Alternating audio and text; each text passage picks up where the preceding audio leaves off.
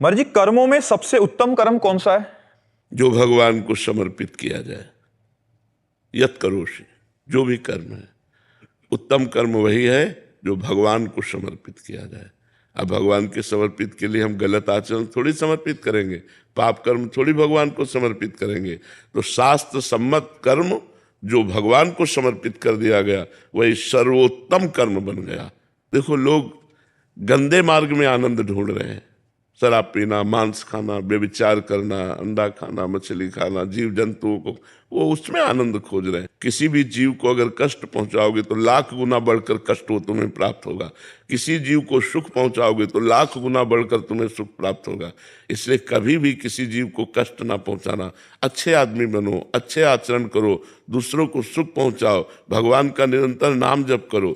जीवन की सार बात यही है। अगर बुरे कर्म करोगे तो भगवान को अर्पित नहीं कर पाओगे। बुरे कर्म का बुरा नतीजा, परहित सरिस धर्म नहीं भाई। दूसरों को सुख पहुंचाने जैसा धर्म नहीं है। हम दूसरों को सुख पहुंचाएं, परोपकार करें और वो कर्म भगवान को समर्पित करें।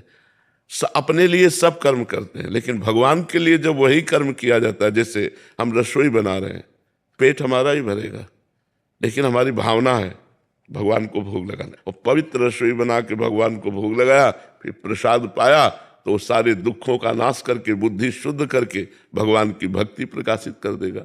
भोजन वही, अब तुरंत बनाया और खाने लगे, वही भोजन। भोग लगाया और फिर प्रसाद रूप से पाया, बहुत अंतर हो गया।